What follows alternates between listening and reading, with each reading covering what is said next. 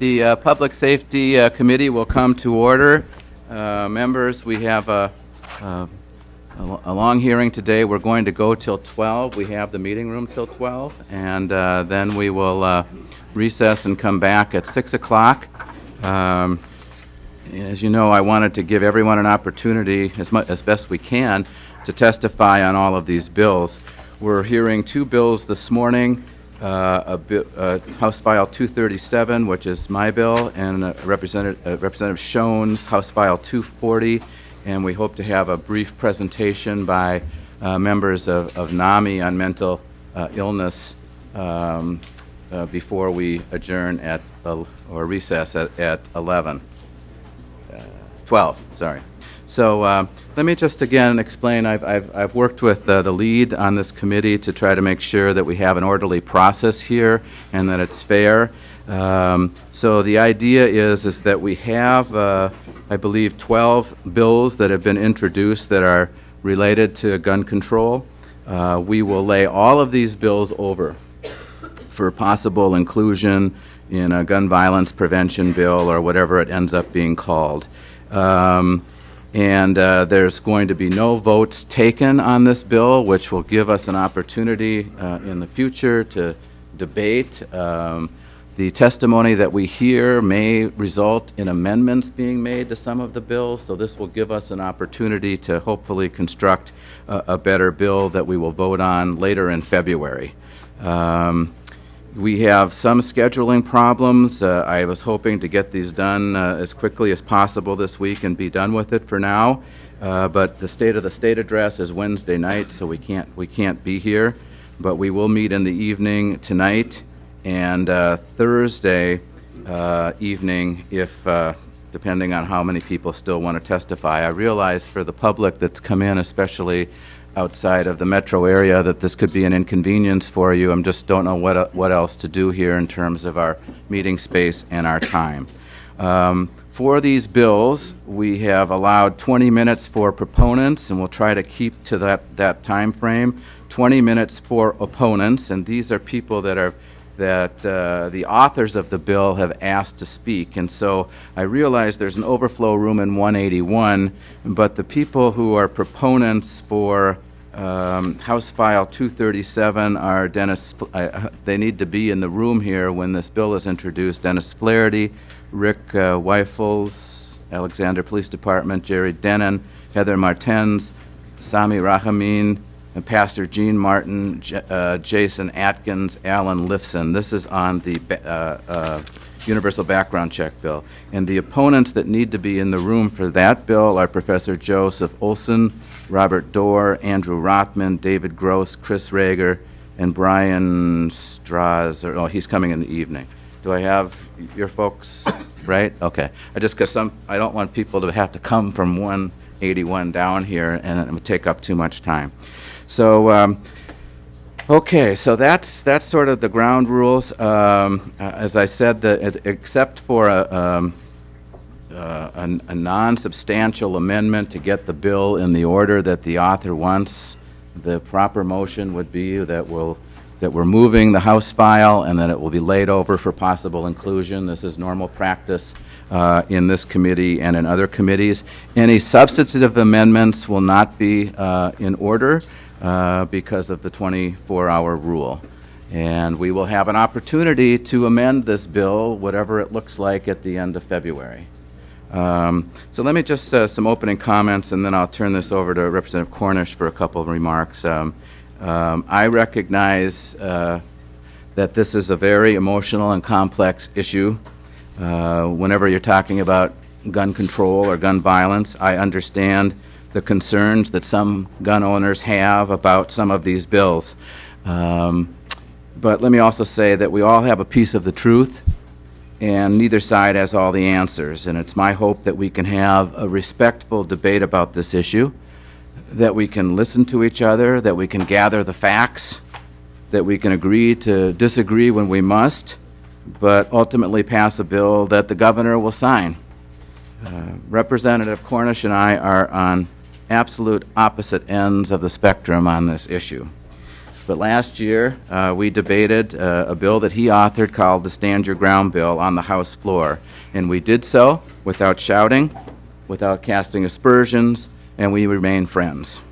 So of members, I ask that you treat all testifiers with respect, and of the audience, I ask that you abide by the time limits and, if possible, not repeat testimony that's already been provided, and also be respectful of this process. And if need be, we will have other days where we can have informational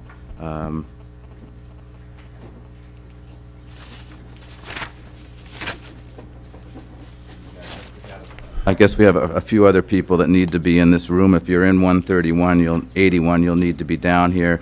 Sheriff Rick Stanek, Chris Woolley from Cottage Grove, and Lee Vague from Woodbury. Hopefully we can get all that done. Representative Cornish, do you have any? Yes, Mr. Chair and members and people in the audience, I had agreed to say a few words just to try to keep calm the meeting today and respectful. And my friend Representative Paymar is right. Though we are diametrically opposed on this issue, we both hope for a respectable meeting with no shouting or jeering, and have a very healthy debate. And I've tried not to show any bias today on the meeting. And one thing I would ask of the chair is just you got my okay to go ahead and enforce a strict time limit, because I don't think we can ever get through if somebody rambles on my side as well as yours. If they start to run over, that's the only way we're going to get her done. So thank you. Thank you for your comments, Representative Cornish. And Representative Rosenthal will chair the committee now as I present House File 237.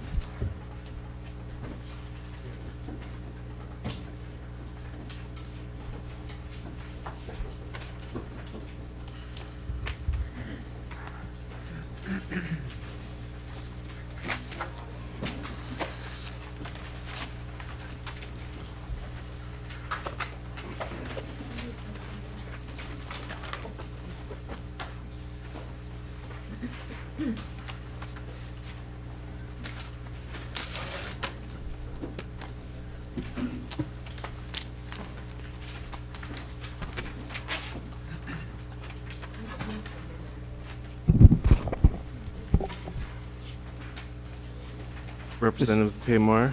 Thank you, Mr. Chair. Members, I'd like to move House File 237 for possible inclusion in the Gun Violence Prevention Act, or the omnibus bill. I do have a oral. Can you hear me okay? Yes. Okay. I do have a oral amendment to get the bill in the shape that I would like.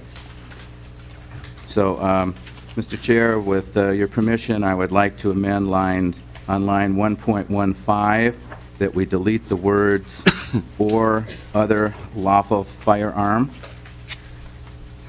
Everybody get that in line .15?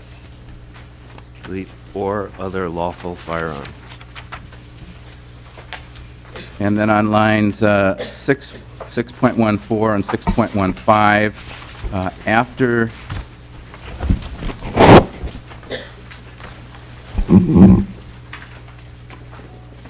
after the word issued, delete the words with the 12 months immediately preceding the transfer.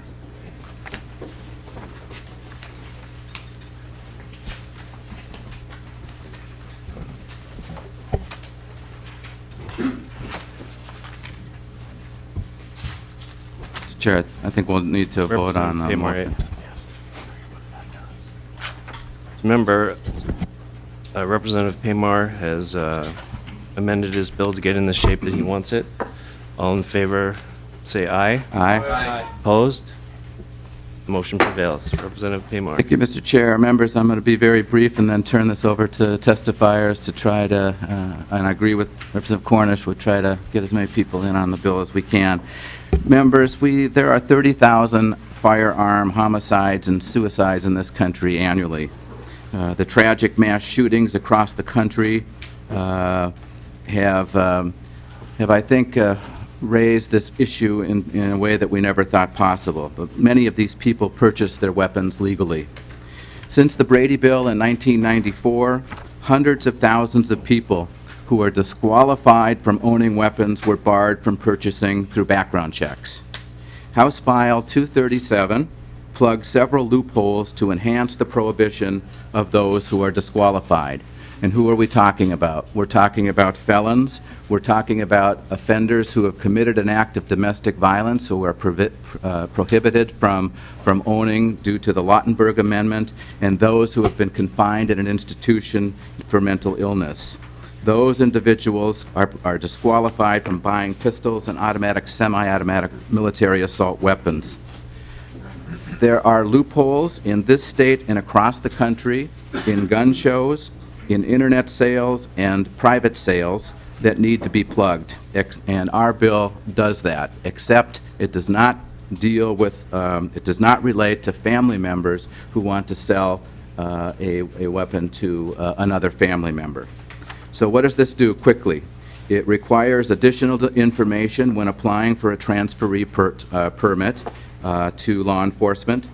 It provides language on verification that the person who is applying to law enforcement is actually the person they say they are. It increases the waiting period from 5 to 7 days, and it adds a penalty to a person who knowingly transfers a weapon to someone who is disqualified from possessing. That, in a nutshell, members, is the bill, and I'd like my testifiers to now speak to it. Hi, could you introduce yourself and your name for the record? Good morning, Mr. Chair. For the record, my name is Dennis Flaherty, and I'm Executive Director of the Minnesota Police and Peace Officers Association, which is a rank-and-file organization representing about 8,500 officers from across the state.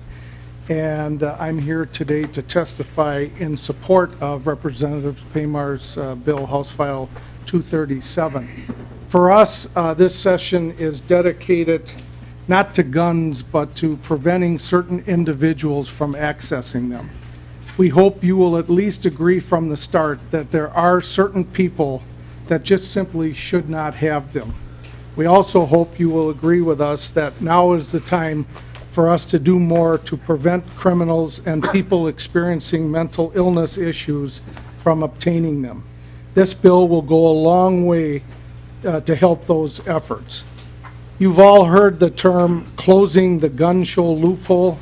Well, we'd submit to you that that's not a loophole, but in fact a gaping hole that allows what has been determined to be 40% or more of handgun sales to take place through private sales, such as the internet, across your neighbors, across the backyard fence, and from the trunks of cars. And all these sales are conducted by people who do not transact their business through a federal licensed dealer and have not obtained the necessary transfer permit that is required by law, and most importantly, did not undergo a police background check. That's the hole this bill attempts to close. It is the route that people who know they are ineligible to pass a background will travel. Right now in Minnesota, we offer two very distinct routes for a person wanting a handgun. One route requires a police background check that may take up to 7 days, or the other that allows an immediate sale with no questions asked. There should be no question in your mind where the people are going that I know you don't want to have guns. And that's what has to stop, and this bill will do just that. This is not just supported by law enforcement, and make no mistake, indeed, it is supported by the overwhelming majority of law enforcement officers.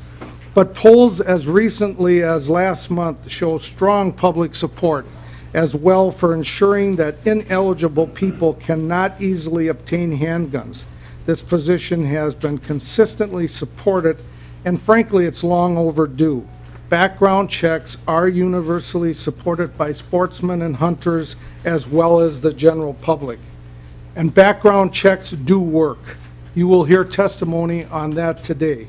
And I have with me Sergeant Mark Bergeron with the Brooklyn Park Police Department, who for a living does this in terms of processing the applications that come into his department, and he can, if you so would like, kind of basically describe what a background check entails. This bill simply closes the door to so many that should not have a handgun. It's sensible and it will work. It still allows transactions to be made by private parties, neighbors, and friends, but it just requires the buyer to go to their police department, obtain a transfer permit, and then conduct the transfer through a federally licensed dealer. And it also provides exceptions in the rule for family members. There are, from what I understand, over 1,600 licensed federal dealers in the state of Minnesota. I think we even have a map that points out their locations, and you'll see that they are located throughout the state, so there are plenty of them that can do this, and they are strategically located throughout Minnesota in every region of our state. It allows police to initially deny a permit to those they know had been confined for mental illness reasons. That decision, of course, like all permit decisions, can be later appealed, and if the court, after receiving advice from mental health professionals, feel those problems no longer exist, can order the permit issued. Make no mistake about it, we're not doing enough to protect the citizens of our state from gun violence. Let me repeat that. We are not doing enough to protect the citizens of our state from gun violence. We're not doing enough to prevent people who, for a host of reasons, simply should not possess a handgun from getting them. We're not stopping them. This is the public safety bill of this session. I strongly urge you to join virtually all of law enforcement and support this measure. I do have a number of colleagues from law enforcement. I'd like Dave Picha from the Chiefs of Police to come up. And again, I do have the sergeant here that can, okay, we're going to hear from him. If you want to. Thank you, Mr. Flaherty. We have about 10 minutes left for this portion. Can you state your name for the record, please? My name is Mark Bergeron, B-E-R-G-E-R-O-N. Welcome with to the Brooklyn committee. Park Police Department. Mr. Bergeron. Okay. Mr. Chairman, thank you for having me here today.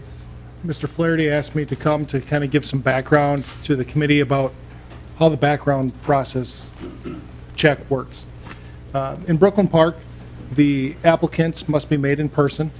All applicants come up to the police department, fill out an application, and show a current state identification, either driver's license or ID card. If they're non-U.S. citizens, they show a supporting document that they're legal residents.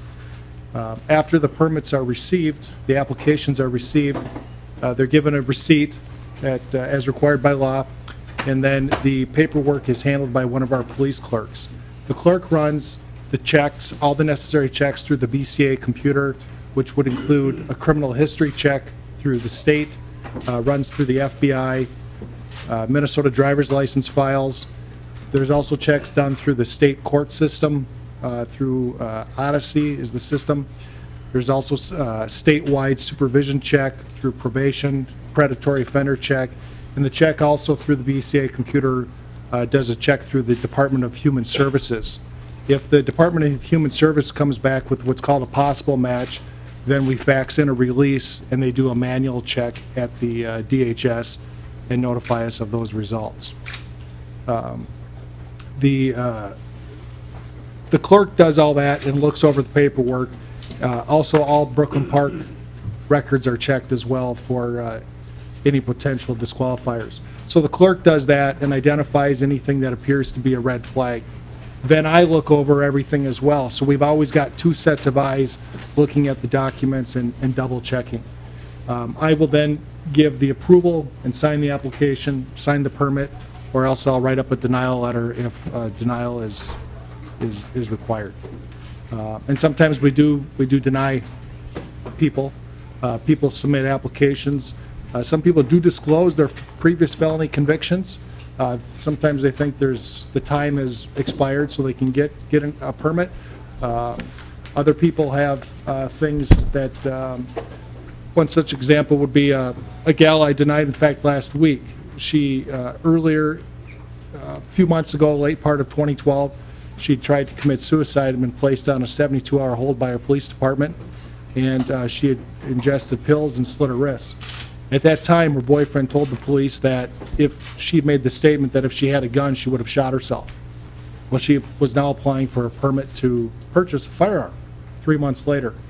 And based on that previous police report and contact with our police department, I disqualified her at this time. So, Thank you, Mr. Bergeron. I welcome the committee. Could you state your name for the record?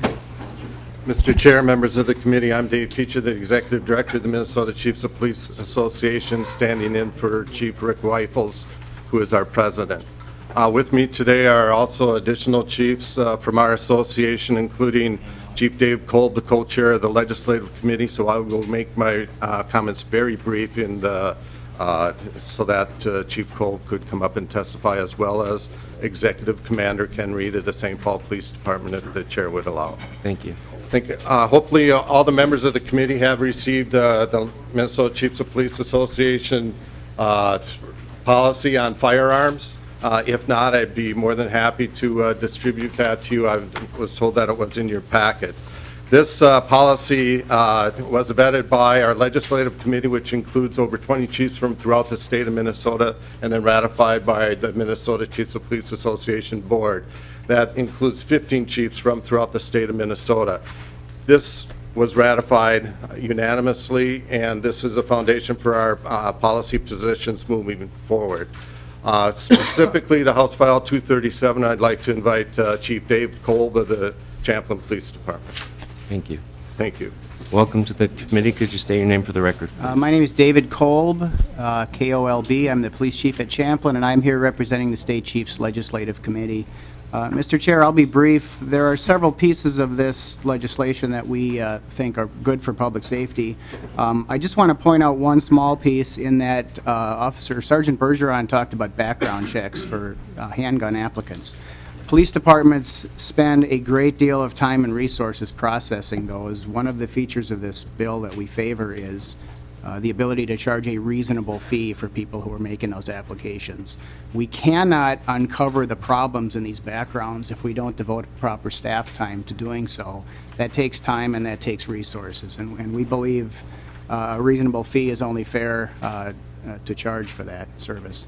I would like to give some time to Chief Benner from the Brooklyn Center Police Department, who has a very good example of this issue with who gets the guns and how these background checks are necessary. Thank you, Chief Cole. We have about 5 minutes left. Give the opposition much time. Yeah. Mr. Chair, if we go a little bit, if we go a little bit over, we'll give the opponents the same amount of time. Okay. Yes. My name is Chief Kevin Benner from the Brooklyn Center Police Department, and I come to share with you a incident that happened in 2012 in Brooklyn Center, specifically related to this bill. In 2012, Brett Struck was violently killed by a woman who had stalked him for 5 years. The woman is Rochelle Inselman. She was recently sentenced and convicted for murder in 2012. Rochelle Inselman was a prohibited person not able to acquire a firearm. She went to her law enforcement agency, tried to get a permit to acquire a firearm while plotting to kill an ex-boyfriend from 5 years ago. She was denied that permit. However, she was able to find a second-party dealer who lawfully sold her a handgun, a 9mm handgun, which she used to commit this crime. Again, I add that it took her 5 years plotting this murder. She tried to get the gun legally through the law enforcement. They did their job. She was denied the permit. However, she was able to acquire this firearm. That's my testimony. Thank you. Thank you, Chief. Oh, sorry. Were there any questions? I apologize. No. Okay. Not this time. Okay. Good morning, Mr. Chair, members of the committee. My name is Kenneth Reed. I'm a commander with the St. Paul Police Department. I'm here on behalf of Chief Tom Smith and the Minnesota Chiefs Association. Welcome to the committee. We are here in support of this legislation today because it addresses a number of items that we've been wrestling with, Chief Smith has been wrestling with, in terms of approving acquisition permits and acquisition of firearms and transfer of firearms to people that we later find out should have never had them in the first place. The permit process has been described to you here this morning. I can tell you that in 2011, we handled 1,384 gun permit transactions, and in 2012, that number jumped up to 1,897. It's a burden that we've been wrestling with. It takes a lot to do with those clerks running all the various local, state, and federal background checks and that we need to make decisions. And this legislation, in particular the areas dealing with mental health information and substance abuse information, are greatly appreciated from our standpoint as we've been wrestling with those issues. So that's why we're here in support of this legislation today. Thank you, Commander Reed. Is there any questions? Okay, Representative Pamar, we have about 2 minutes. Mr. Chair, members of the committee, I'll be brief. Jeff Bean, the chief of the Rogers Police Department, been in law enforcement 33 years, formerly the chief at the Elk River Police Department. I've been processing gun permits for approximately 14 years. The one loophole that I think many chiefs have great concerns about is that you have to be court committed to a mental institution before we can deny someone from obtaining a firearm permit to acquire. What about the 72-hour hold, the suicidal individual that others have referenced the night before? What about that individual in our city where we've had 60 calls in the last 12 months where they're hearing voices through walls, they put tinfoil up on their windows, they're convinced that God is coming to them telling them to buy a firearm and to do things, yet they've never been committed to an institution. That's a person I'm going to give a permit to acquire for. Prior to 2009, chiefs had the ability to stop that from happening. I think one of the things we're encouraging you is to look at widening those mental health checks. I want to say in closing that if you look at our shootings across the United States in the last year, they've not been committed by criminals. They've been committed by people who are mentally ill, 9 out of 10. Sheriff Stanek and the President talked about yesterday. So we need some latitude on the local level to be able to protect our communities, and that's what I would encourage the committee to look at. Thank you. Thank you. Mr. Chair, we just have a couple more testifiers, and then we'll be done, and then we'll give whatever time we took over our 20 minutes to the opposition. So I believe Mr. Ramamem is next. Welcome to the committee. Could you state your name for the record, please? Samuel, S-A-M-U-E-L, Rahamim, R-A-H-A-M-I-M. Thank you, Mr. Vice Chair.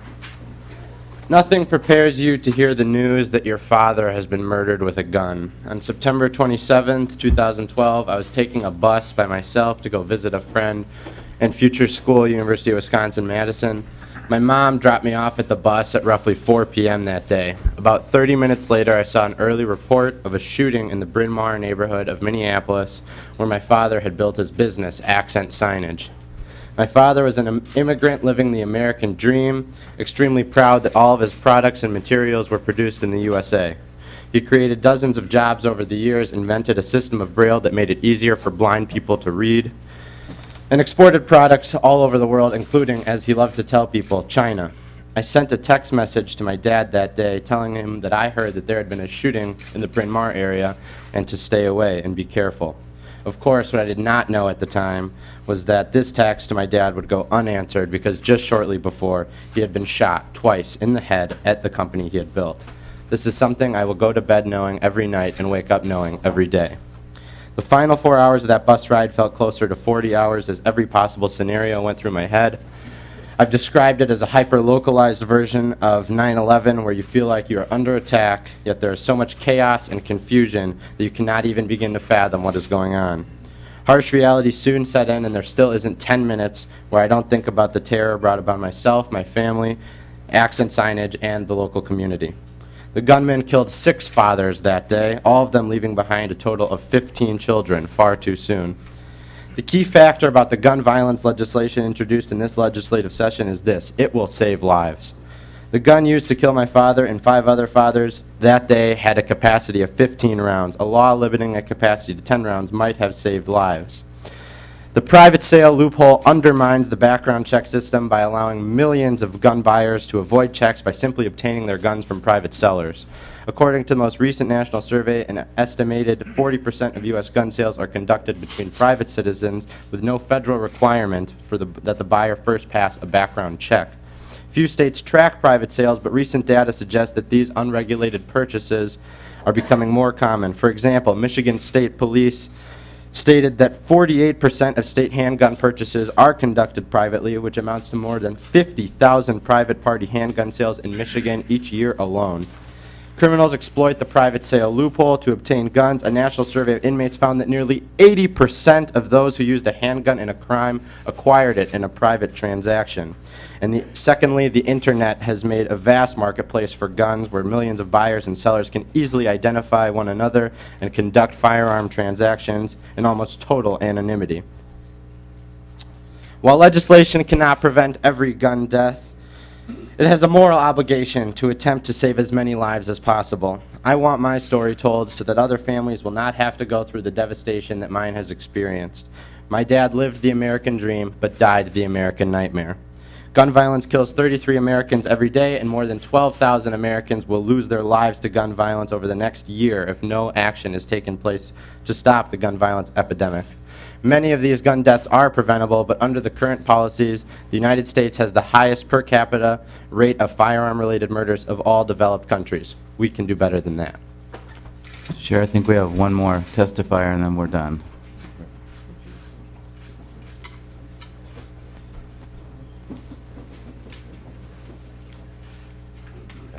Okay.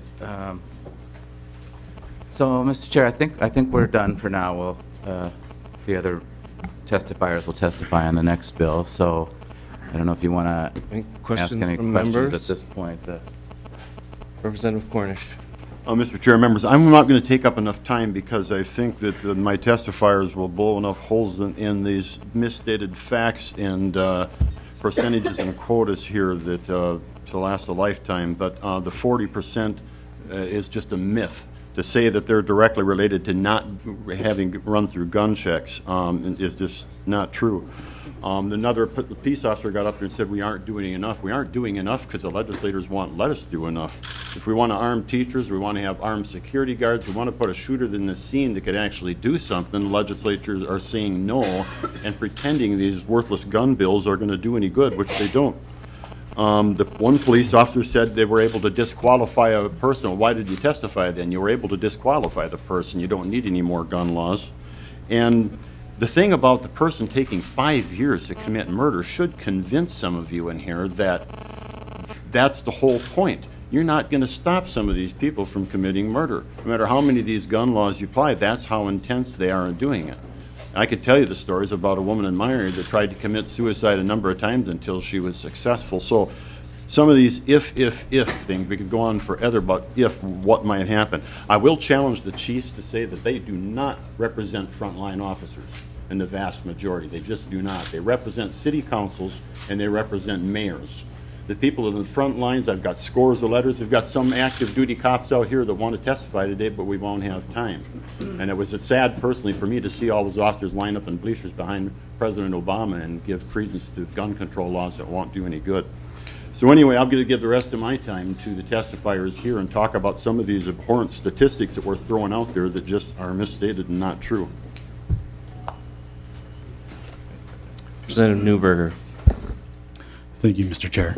My name is Jim Newberger. I am as some of my fellow committees know, that I am a paramedic. I've been one full-time for 25 years in North Minneapolis. 4 of the officers that were down here, I currently I work with their departments. The concern that I have is the way that this is being addressed towards what they call 72-hour hold forms. I have a stack of 72-hour hold forms in my ambulance. When they are very subjective. And first and foremost, I want to clarify something. The hold forms that the officers sign do not say 72 hours on them. They are transport holds. These are holds for us to take someone who is mentally ill. And what are the criteria? Threat to self or threat to others. Those transport holds are for us to take people from the scene to an emergency room, and oftentimes those emergency rooms have mental health capacities. They have units inside the hospital. I can tell you that I have transported thousands of people on transport holds what some people here are mistakenly calling 72-hour holds. I have transported thousands of people on these holds, and I can tell you that often that those holds are being signed by officers who are, their systems are stressed, and they just want these people out of the area. They want them out of the scene. They want them away from the family. Good judgment calls, yes, but according to the criteria of this bill, these people, if you're having a family stress situation, if you're having an alcohol situation, if you're having suicidal ideations, you get put on a transport hold, you get brought to a hospital, now all of a sudden you can't own a gun? What we are doing here is we are creating a second class of citizens. A second class that says once you are mentally ill, you are always mentally ill, and therefore you shall not have the right to defend yourself. I look at this and I see this as an egregious attack on the Second Amendment. Thank you. Thank you, Representative Newberger. I'd just like to remind the committee that these bills are being laid over. We will have time to take them up, and a lot of people have come a long way to testify. Okay, Mr. Chair, I believe that unless there's other questions, that's it for the proponents, and we can hear from the opponents. Anybody wishing to speak against the bill?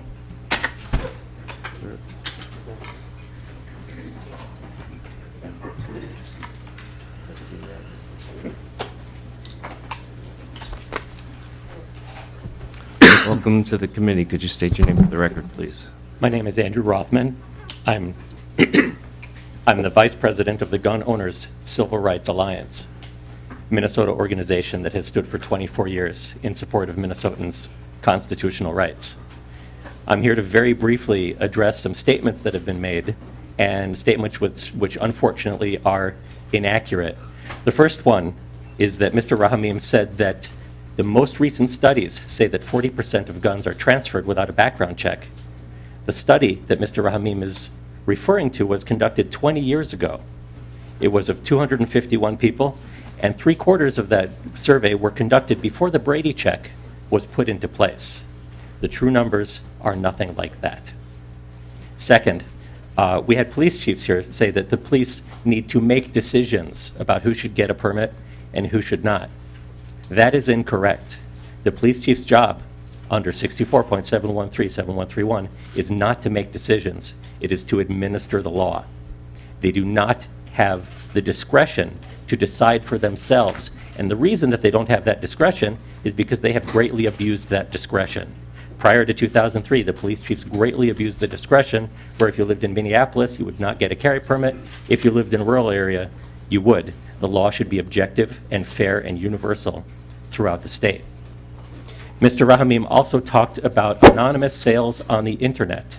I believe that he knows, and I think that everybody on the committee should know, that no long-distance sale, no mail order sale, no FedEx sale can be conducted over the internet. That is a violation of federal law. Private sales can occur, but they cannot. There is an illusion that people are trying to tell you that people can order a gun and it's going to arrive in their mailbox, and nothing could be further from the truth. Mr. Rahamim also suggested that criminals have been exploiting the lack of background check on a private sale to purchase their weapons. And that's absolutely true. Criminals purchase guns from other criminals. They steal guns. That's because they're criminals. And these criminals who get their guns without a background check, they wouldn't be able to get a gun with a background check. And so they don't. They break the law. They're already felons if they decide to purchase a gun, so of course they get it through private sales. If you decide to charge me $25 to my police chief to go get a transfer permit, and then charge me another $25 or $50 to go down to the gun shop to transfer a gun, well, now I'm paying $75 to transfer a $100 gun, and that doesn't make a lot of sense. It won't stop the criminals, but it will put an unfair damper on a constitutional right to keep and bear arms. Thank you, Mr. Rothman. Next up, Christopher Rager from the National Rifle Association. You changed.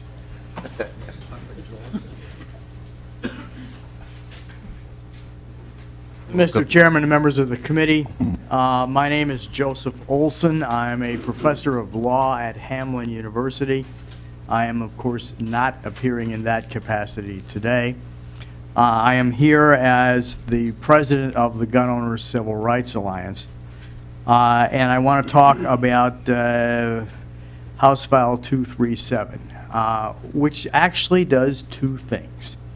It's a background check bill with serious due process problems. But even worse, hidden in it is a universal registration scheme for firearms that are covered by it.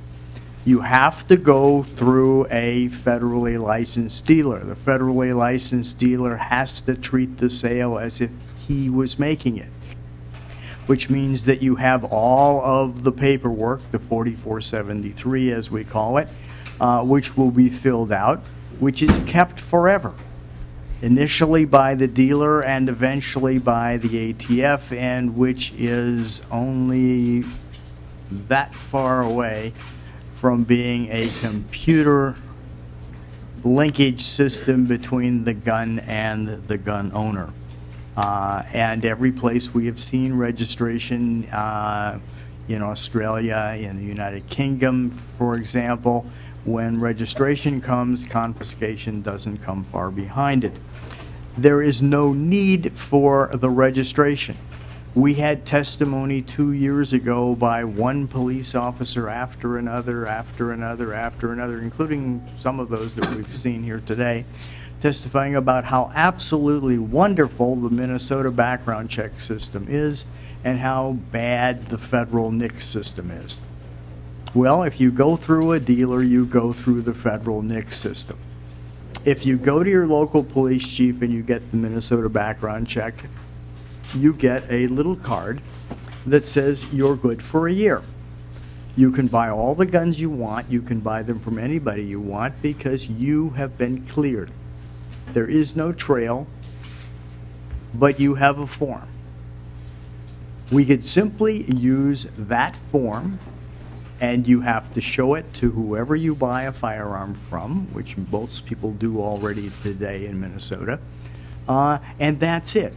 The transaction is done. The background check has been completed.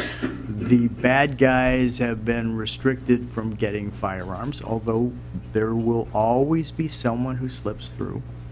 But we don't have a registration system hidden in the middle of the bill.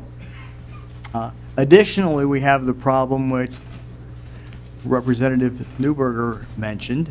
I, too, spent 20 years as a paramedic on a volunteer fire department.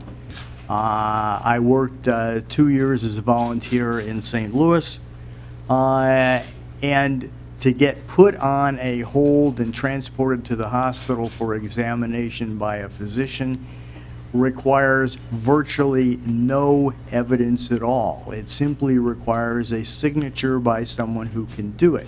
In Minnesota, it's a police officer. In other states, it can be an EMT themselves. The determination happens at the hospital. And I will tell you, I have seen people brought in by the dozens. They talk to the psychiatrist. The psychiatrist says, "You're having a really bad week, aren't you?" And the person says, "Yes." And the psychiatrist says, "Don't you think 2 six-packs was too much?" And the person says, "Yes, it really was." And he says, "Would you like to sleep overnight here and go home in the morning?" And the person says, "What a wonderful idea." And they go home in the morning. They were never insane. They were never chemically dependent. The appropriate person determined so. When the law was changed in 2009 to put a judicial determination in, it was done because the Minnesota practice had always been to read confined or committed as if it said by a judicial determination. That wasn't the change in the law. That was an introduction of due process into a system which has none. If you want to transport someone to the hospital on a transport hold and get a physician to look at them, that's one thing. But if you want, because you're standing on the side of the road and it's raining and you want to get rid of them, you want to have them confined under one of these categories, that's simply wrong. It's a complete denial of due process. And we really shouldn't do that. So 2 problems with the bill, well, 1 little problem. I don't have the numbering system, but somewhere in 624-7131 subdivision 5, it says 7 days. And in order to be consistent with the rest of the bill, it should probably say 7 business days. But the problem with this bill isn't the background check. The problem with this bill is the hidden registration. The problem with this bill is the lack of due process on mental confinement orders. And there's another problem with the bill, which is interference with interstate commerce. The federal government regulates firearms as well as Minnesota. The federal government has a very clear definition of what is an antique firearm. And the United States is filled with manufacturers, collectors, and others who regularly trade and sell in antique firearms. And if you look at line 5.19 through 5.20, we would create a trap for the unwary in Minnesota by making those firearms covered by the modern firearms law that we have, rather than left the way it is under state law. And one other thing I'd like to ask you to look at, I spotted this on the last page in section 18. It says knows or has reason to know. Well, as you learn in first-year law school, we have deliberate, we have knowing, we have reckless, we have gross negligence, we have negligence, we have a whole hierarchy of states of mind. The problem is when you say knows, you start out up here. And then when you say should have known, you immediately drop down to negligence. So if you mean known, say known. If you mean has reason to know, say so. But don't say both, because they're inconsistent with each other. So with that, I will turn my time over to the next speaker. Thank you, Mr. Olson. We actually have a couple of questions for you. Representative Lesh. Thank you, Mr. Chair. Professor Olson, my first session here was the same first session as Representative Cornish, 2003, when we passed that law, in which you were really active for the carry provisions of it. Yes. And the previous testifier had stated prior to that, if you lived in a more rural area, you got your permit. If you lived in an urban area, it was routinely denied. And I wonder, now that we have a statewide standard, now that you can carry anywhere because it's a shall issue provision in that law, do you see any consequences of foisting a rural standard upon the metro area that may not be as comfortable with it? With the debate that we're having right now over this bill and subsequent bills, when you were very involved with that law in 2003, do you see any consequences of your actions from 2003 that now a huge percentage of the population that was satisfied with giving up certain freedoms because they're crammed together in an urban area or a metro area are now uncomfortable with the results of that? Well, I don't think they're uncomfortable with the fact that there is a must-issue carry permit system, generally speaking, but not entirely. Carry permit holders are very, very law-abiding. The state of Florida has some numbers going back 25 years. They have issued over 2.5 million permits. They have revoked 165 of them for a crime after licensure with a gun. So yes, permit holders aren't perfect. Transferee permit holders aren't perfect. Carry permit holders aren't perfect. I hate to say this, but police officers aren't perfect. No one is. But we have a system that's worked. We have a system that's worked in Minnesota for 10 years. And I don't think it's a system that we should change. Well, and Mr. Chair, just by way of final comment, I appreciate you, Professor Olson, answering that. I think what we have here is a perception problem. People are slinging different statistics in different ways because they're viewed in different ways. So I think until that perception problem of what is dangerous in what areas is resolved, we're going to have this ongoing debate. But thank you for your answer. Thank you. We have one more question. Representative Schoen, I'd just like to remind everybody that we have a lot of people here to testify. If you could keep your comments brief. Thank you, Mr. Chair. I just want to clarify a statement. Mr. Olson, did I hear you say that police use an emergency hold, which is state statute 253B.05, because they want to get people out of the rain?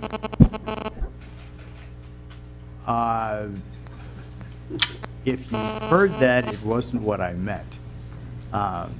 You know, there are statutory requirements that have to be met. I have practiced as an EMT both in Minnesota and in Missouri, and in the city of St. Louis, they do things with a lot more slack than they do in Minnesota. Okay, so no, we I do didn't- pretty I well in didn't- Minnesota? Mr. Chair, I'm sorry. We do pretty well in Minnesota because when I'm working as a police officer and a paramedic, I have never taken someone that has just been out in the rain that hasn't need services and taken them to the hospital just because I don't want to deal with them. And I just want to make that perfectly clear to the crowd that that's not what an emergency hold is for. And when we get to the 72-hour hold provision in there, yeah, it is not a 72-hour hold form, but that is where the 72 hours comes from, is for the review. When somebody actually needs mental health services, it is a fairly decent standard. And when they go to get the evaluation and the treatment that they need, it's because they need it. Well, Thank you, Mr. Professor Chair. Olson. The point I was making was that the consequences, if any, should be triggered by the physician or psychiatrist's diagnosis at the hospital. Thank you for your I never had any mental health training, and I don't suspect any other EMT has either. Thank you for your testimony, Professor.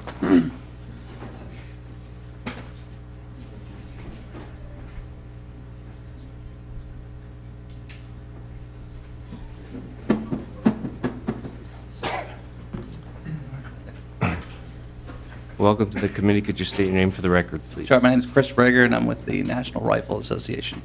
There's a number of things that we oppose in this legislation, but I just want to briefly touch on two of the issues. A lot of them have already been covered thus far, but one is the removal of a fundamental right without due process, and we think that's definitely unacceptable.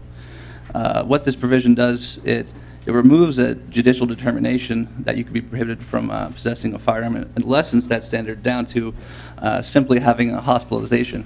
Now, there's been some talk about 72-hour holds and things of that nature, but I'm concerned about individuals who have, for instance, maybe been hospitalized for an eating disorder, or an Iraq vet that's come back from war that has voluntarily sought out help and has thus been hospitalized. Situations like that where there is no due process, and I'm not really sure how far back that hospitalization would take place as well. So if someone had alcohol problems and was hospitalized for that decades before, is that a retroactive prohibition on their right to possess and carry a firearm? So that's definitely a potentially troubling provision for us. And the next I would like to touch on are the universal background check provisions. And obviously the National Rifle Association opposes that provision that's in this bill. And like some of the other testifiers have mentioned, that gun registration is something that is a concern for us. And people have asked, why do you oppose that provision? And there are many people who disagree with having their firearms tracked, taxed, and eventually even taken, for that matter. But I've also heard the stat thrown around by Representative Paymar and some other folks up here about the 40%.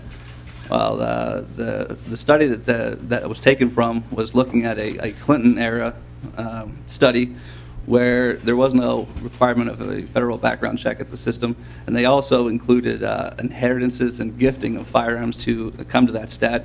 And it's my understanding that it's likely that less than 10% of all firearm sales are done through a private transfer. Now, that being said, I think it's important to point out that there is no private sales loophole. Americans have always been allowed to occasionally sell or trade firearms through private transfers in accordance with all state and federal laws. I think it's important to note that private sales are the exception and not the rule. And it's also important to note that firearm ownership here in the United States is at an all-time high, and violent crime is at an all-time low. The universal background check systems would never be universal, and the reason being because criminals would never submit to a background check. Only law-abiding individuals are impacted by these regulations. Not surprisingly, despite extensive research, there's no study that has shown that an expanded background check system leads to a reduction in violent crime. Universal background checks would only be an inconvenience for some law-abiding citizens, and the delays and complications could lead to increases in violence. Universal background checks are also unenforceable and, like I said, could lead to registration. For the universal background check to work in some of the minds of individuals, there would need to be a way to track those firearms, and without a state-level registration scheme, it would be impossible to track those firearms. And the only way for a law enforcement officer to know if someone had a background check on a firearm or not would be on the back end when there's a crime committed with those firearms, because there's no way for the state level law enforcement to have access to the NICS check system. So short of a registration scheme, there's no way to enforce a universal background check provision. I think it's also important to point out that there's no such thing as a gun show loophole, and like I said, there's no such thing as a private sales loophole, because Americans have always been able to occasionally sell firearms. And if you're engaged in the business of selling firearms, you're required to have a federal license to do so, and not having that federal license would have you facing a felony level prosecution. Gun shows aren't the source of crime guns. A Bureau of Justice Statistics report has shown that less than 1% of U.S. crime guns come from gun shows. So I guess the biggest question is, where are these guns coming from? Where are the criminals getting these guns? And the answer to that is theft, it's black market transactions, and it's straw purchases.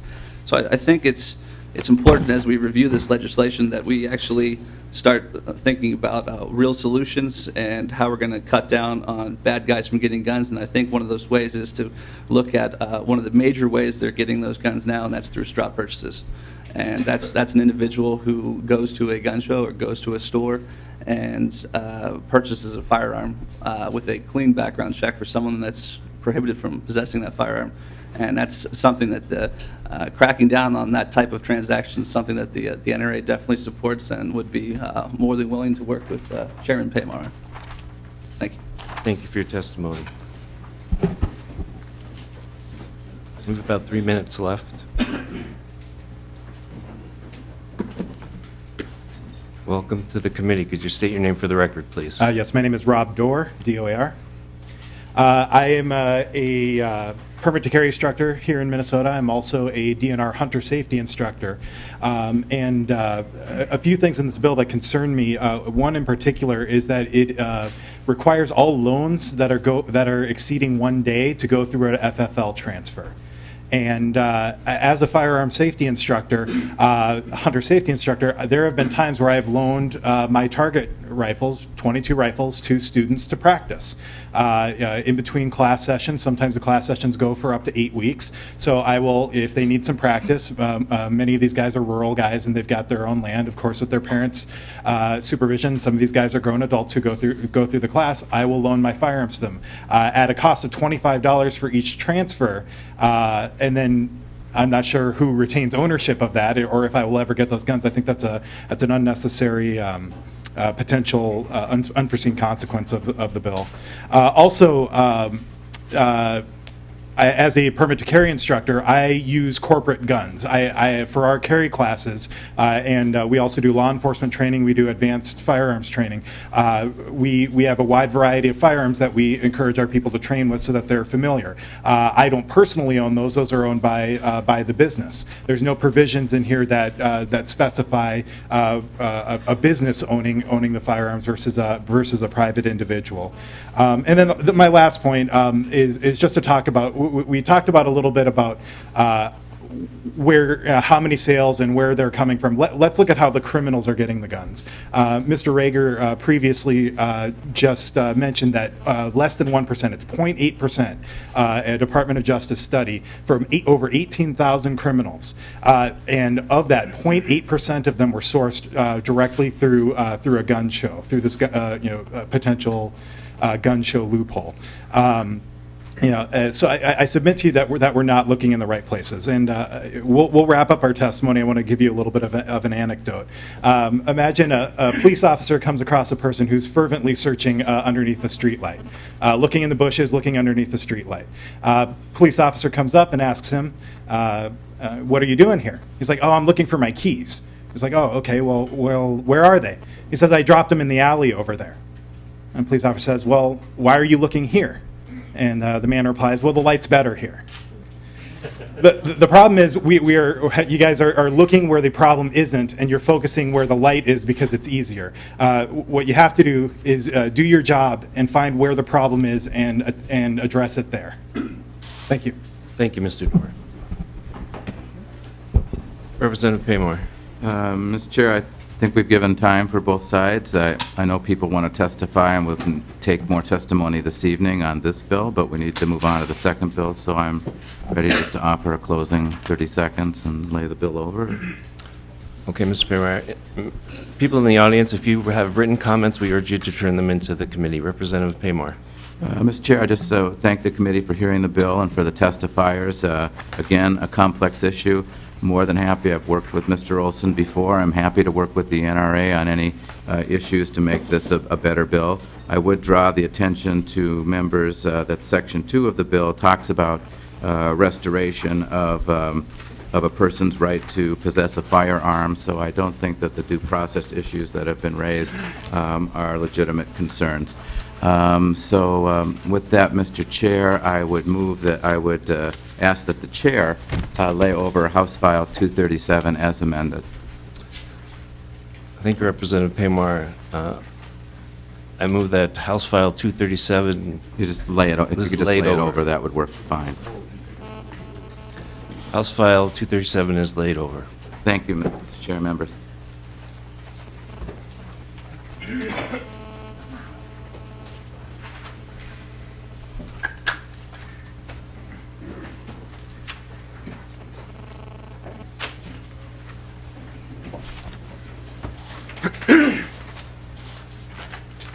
Members, the next bill on the agenda is House File 230. Representative Schoen. I'm sorry, 240. Representative Schoen. Mr. Chair, I'd like to move House File 240 be included in the pending omnibus safety bill. Please proceed. All right.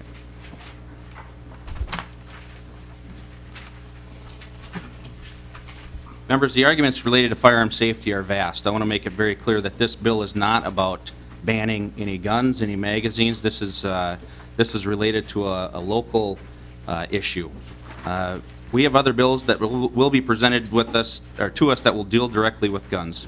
That issue has divided many communities. One issue that has found common ground is any issue related to mental health and preventing those with untreated mental illness to obtain a gun. Gun groups agree we need to prevent those who fit in this category from obtaining a firearm and making sure that we treat those individuals who need it. We count on our local law enforcement to know their communities and help us be safe. This bill allows local law enforcement to use the information they develop on a daily basis while responding to calls to request someone get further review prior to be granted a permit to carry or purchase a firearm. One of those examples would be the untreated chemical dependency issues, several calls for a check the welfare where an individual might be hearing voices but hasn't been treated. And I'll go back to exactly the point that the Rogers police chief made is the tinfoil hats, albeit extreme, but when you have that in your local community, those local officers that are here today need that opportunity to ask for further review. This is not about trying to prevent them from getting it. This is about making sure they're safe when they do. With that, I'll turn it over to Sheriff Rich Stanek, Mr. Chair. Thank you. Sheriff, welcome back to a committee that you knew well. Yeah, please. Well, Mr. Chair, members, thanks very much for having me back. It's always a pleasure to come testify in the House, and I know as you begin your new year, you've got a number of bills before you, and I really appreciate, as sheriff of this county and being a former member here, I know how difficult it is to take on a discussion like this and try and find what the right thing to do is on behalf of the people of Minnesota. And I have full faith and confidence that you will wind your way through this over the next several days, several weeks, several months to do what's right for the folks here, and I appreciate that, Mr. Chair. Having said that, good morning. My name is Rich Stanek. I'm sheriff in Hennepin County, Minnesota. I'm going to make my comments brief, Mr. Chair. As I mentioned, I know you have a very full agenda this morning and many people who want to weigh in on these important issues of public safety. First, I'd be remiss if I didn't thank Representative Dan Schoen for bringing this bill forward and beginning the discussion at the legislature on the intersection of issues relating to mental health and extreme gun violence. Mr. Chair, members, make no mistake about my position. I believe gun ownership isn't a privilege. It's a right guaranteed by the Constitution first and foremost. And having said that, in the Sheriff's Office, we've been focusing much time over the last year reviewing issues of mental illness and our criminal justice system. I authored 2 different commentary pieces in the Star Tribune to try and begin the discussion with the people of Minnesota, and particularly elected officials, the policymakers, you yourselves, about this. A couple weeks ago, Representative Schoen and Lesh joined me and other law enforcement leaders in a press conference upstairs to announce a broad bipartisan group who have agreed to take a look at the issues of mental illness and gun violence. And we listed a number of possible reforms, but we also said the list was not comprehensive and other ideas will be coming forward because that's what happens in the public policy making process. I know the discussion continues today with this House File 240. Mr. Chair, members, hopefully in your packet was a letter that looked something like this. And if not, we will provide it to the committee. I know we got it, I think, to the committee administrator, so hopefully it made it in your packets. But nonetheless, I'm not going to go through this. It's self-explanatory. This is what we talked about a couple weeks ago. I will say, though, that law enforcement in this state, the Minnesota Police and Peace Officers Association, the Minnesota Chiefs of Police Association, and the Minnesota Sheriff's Association stand united in this. These are core principles to begin this discussion in Minnesota about extreme gun violence and mental illness. Mr. Chair, members, as I said, we have an epidemic of untreated mental illness in the U.S. and right here in Minnesota. We estimate about 25% of all adults have a diagnosable mental illness, but only about half of them get treatment. And in Minnesota, we have the lowest number of psychiatric beds in the nation, 3.9 per 100,000 population. We are last in the nation. 14.1 is the average. The recommendation is about 50 per 100,000. And I will say this, and I'll repeat it if I have to, but when treated, the mentally ill are no more likely to become violent than the general population. We feel very strongly about this. This is not to disparage those who suffer from mental illness. We want to see them get treatment. We want them to see those folks get help. But studies and experience have shown us that as police officers, that the untreated are significantly more likely to become violent and or become victims of crime. 8 of the 9 alleged killers in mass shootings in the United States in 2012 had a history of mental illness or untreated mental illness, including the shooter at Accent Signage. Now, last week I had a chance out in D.C. to meet with the president and others, to meet with the police chiefs from Newtown, Connecticut, and Aurora, Colorado, Oak Creek, Wisconsin, and right here in Minneapolis, Minnesota. We talked about these issues. For Minnesota, this has become a public health issue as well as a public safety issue, and law enforcement needs greater access to mental health records when appropriate. The Minnesota Sheriff's Association and my office outlined those 5 possible reforms the legislature should consider as it relates to gun violence and mental illness. Representative Schoen and others who have signed on to this bill have taken really the first crack at that, and now looking to you to help, I think, help craft it and debate it and discuss it as it moves through the public policy process. Mr. Chair, members, when law enforcement does a background check for critical information about the applicant's mental health stability, and if they've been deemed dangerous to themselves or the public by a court, Representative Schoen's bill takes another step. Even if they aren't committed by the court to be dangerous to themselves or others, it allows for a doctor's letter on the applicant's mental state to be considered as grounds for denial of a permit. And I know this bill will be one of the many in this committee that you're going to hear over the next several days, as I said. But again, this discussion had to start somewhere. I think it's safe to say that law enforcement, chiefs, sheriffs, line officers are going to be here. We want to help you provide subject matter experts. We want to help you figure out what the right thing to do is on behalf of Minnesota. Mr. Chair, members, thank you very much for your time this morning. Thank you for your testimony, Sheriff. Any questions? Representative Cornish. Mr. Chair and Sheriff Stanek, I agree, and I was at your conference the other day, and more has to be done on the mental health issue, and it's good of you to start that conversation. However, the bill has got some real serious flaws in it, and the problem is current law already allows a sheriff to prohibit a person from getting a permit to carry a permit if they can prove it with facts. In other words, the way it used to be, and previous to this, on the old handgun permit law, a sheriff or a chief could deny it on a whim. Now, I think with ICRs or with reports of bad behavior, you can keep it. Now, probably true, you can keep it from getting it less time, and they've got a right to appeal it, and there are certain things that the sheriff probably don't like about that appeal and having to pay for it. But it's a system that's already set up where you can deny. The problem is, why in the world would a doctor put his or her neck on the line here? It says if you've had contacts and you've restricted somebody from getting a permit, you could keep him from getting a permit longer if the doctor, or you could get the permit back if the doctor would say that they're okay. I can't imagine a doctor putting his or her signature on something that will allow somebody to get a permit back just out of the goodness of their heart and worry about the lawsuits would come if something ever did happen. And so, and nothing against doctors or anything, but you can get them probably to write anything you want for them nowadays in certain respects. Just for a few examples, a handicap sticker, you can get one walking in with just about nothing. Crossbow permit in the DNR, you can get one, or an eye defect for having a scope and muzzle loaders. I've seen doctors just write out permits like candy.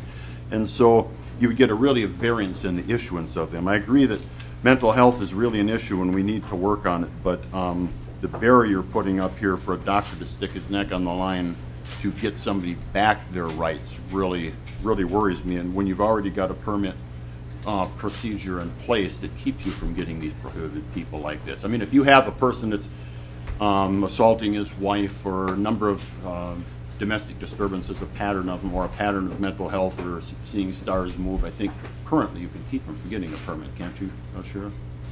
Sheriff Stanek, Mr. Chair, members, that was a couple long of questions.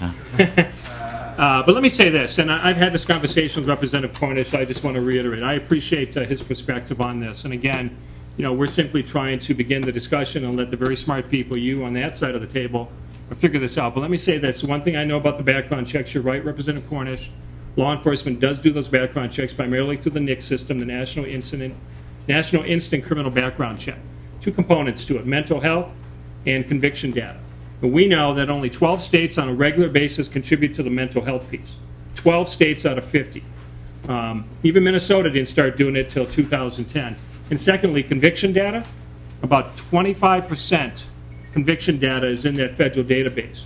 Means I got a 1 in 4 chance of getting it right now. When you come to me and you ask me for a permit to carry, or you go to your local police chief for a permit to purchase, those are the background checks that we do. We have a lot of work to do here in Minnesota, and again, there is no one easy answer to this. But I just want folks to understand that you got to stay at the table. You got to keep working this out until you get it right. Law enforcement is relying on it. I think the people of Minnesota are relying on it. Mr. Chair, thank you. Representative Newberger.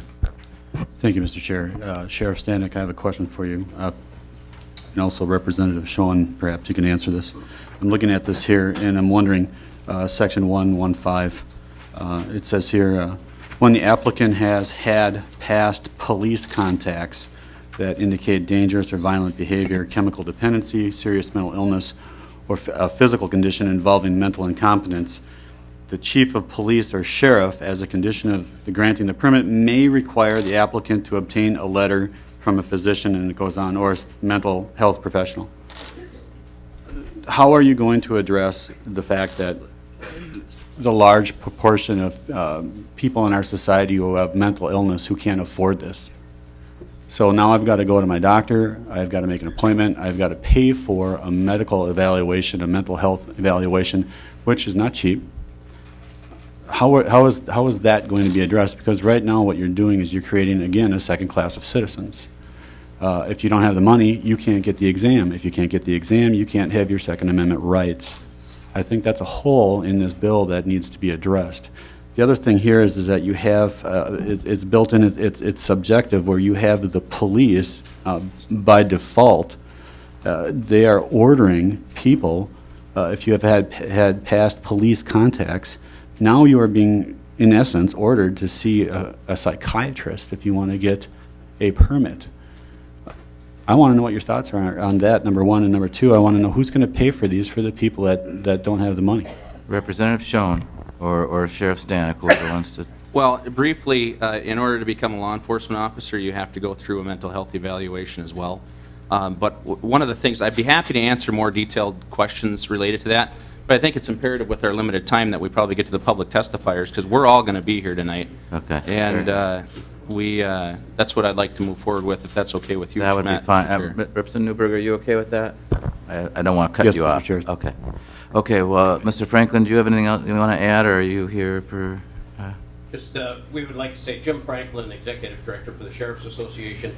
We look at this as an opportunity to work with our mental health advocates in the state to put together something that we believe will make a difference. And secondly, as you know, our jails are full of people, and we look at that as an opportunity. As they are released from the jails, we can begin that rebuilding process to make sure they're mentally taken care of and physically sent out the door with the tools that they need for a recovery. So we look at it from the standpoint, as soon as they come in, it's part of the turnaround and recovery part that we hope to improve. Mr. Franklin, Sheriff Stanek, thank you for your testimony, and we wanted to provide at least 10, 15 minutes for some mental health representatives: Sue Abderholden, Anna McClarity, Trish Stark, Patty Brittany Stark, Stefano Laverso. If you're in the other room, if you could come in. But before we ask you to testify, are there any opponents of Representative Schoen's bill that would like to testify now? Please come up. Mr. Chair? Representative Cornish? Real quick while he's coming up, just on line 4.3 or 4.29, even after the person gets a letter from the doctor saying that they might be okay, if you can get it, the sheriff still doesn't have to take that and issue the permit. It's still their prerogative, which sent us back into the dark ages before we had this current permit system. So, Representative Schoen, do you want, is that a comment or a question? Yes. Okay. Thank you for your input. No, so what, I mean, you know, this is good. We're good. This is the start of a discussion. So,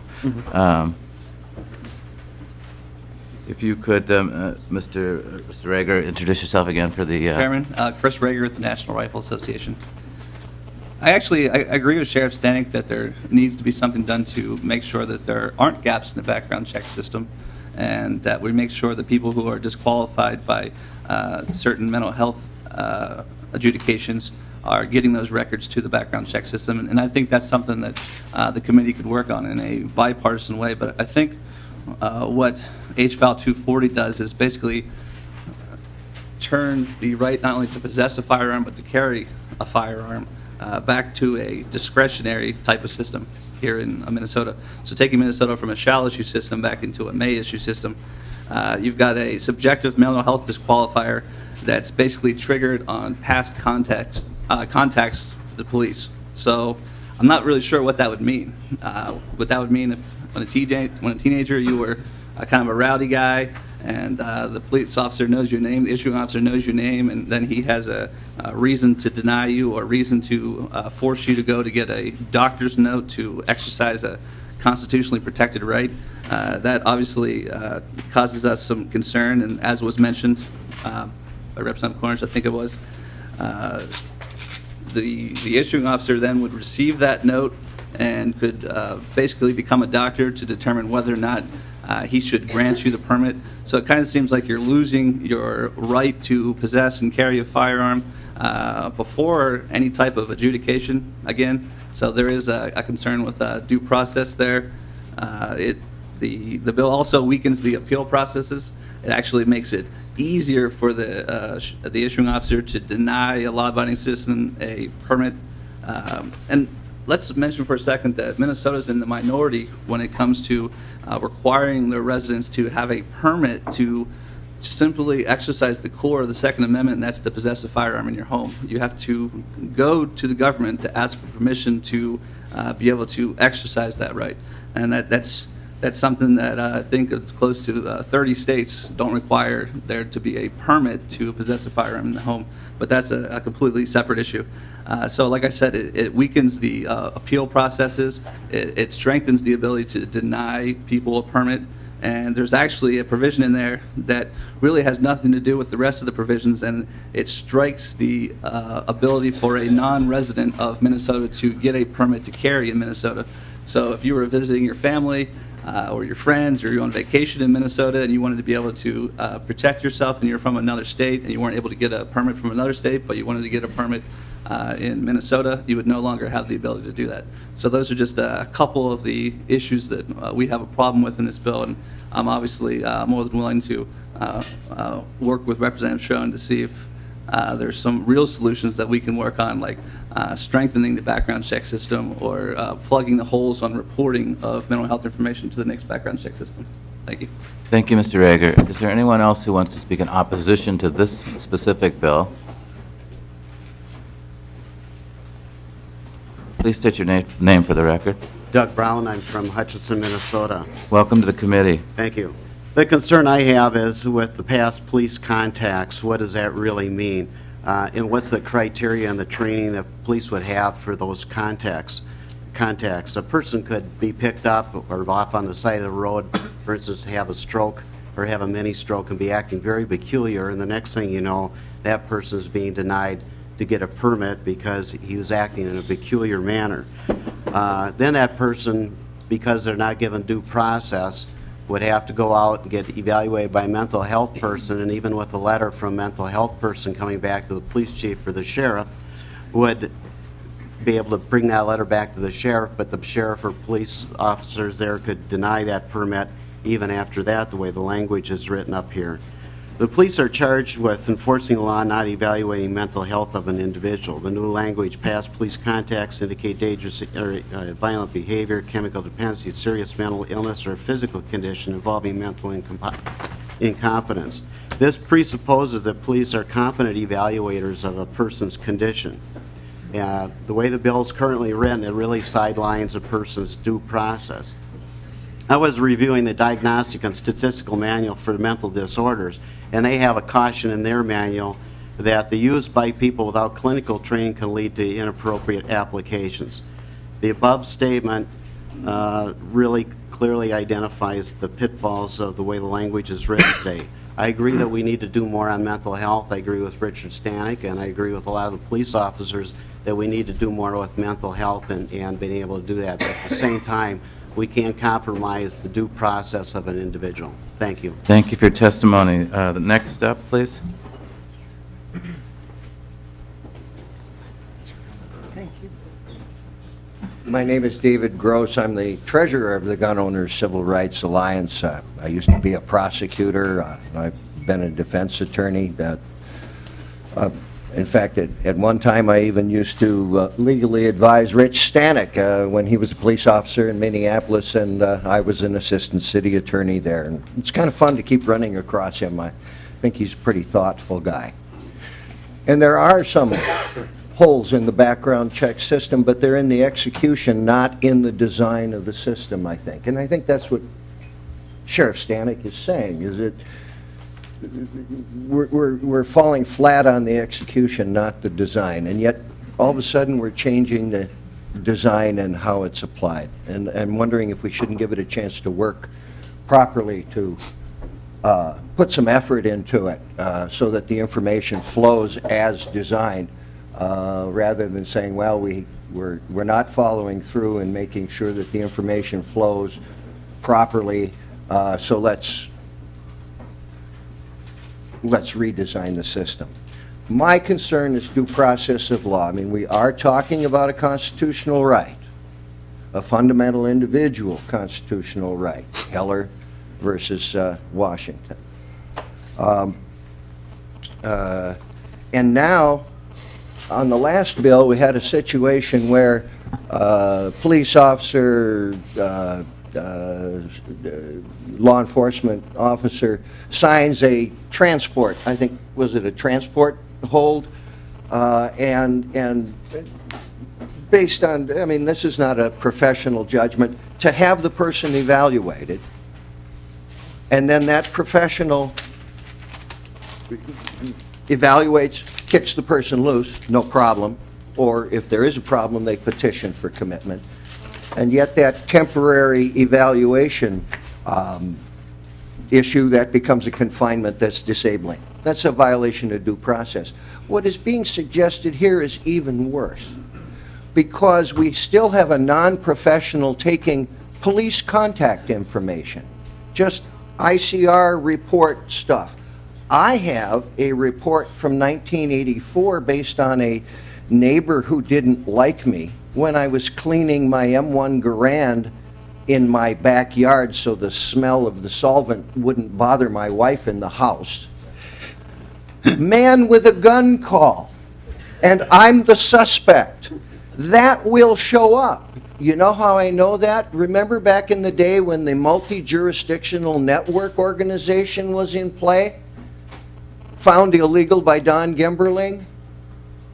I'm the guy who got into that database through the open screen door on the side of the wall where they had this beautiful vault, and I looked at my information, and I saw that police contact. Big S. Suspect. Man with a gun. All right. Could that happen? And then I'm forced into the very uncomfortable position of having to say, my psychiatrist says I'm not crazy. All right? How would you react to that at a party? By the way, my psychiatrist says I'm not crazy. Whoa.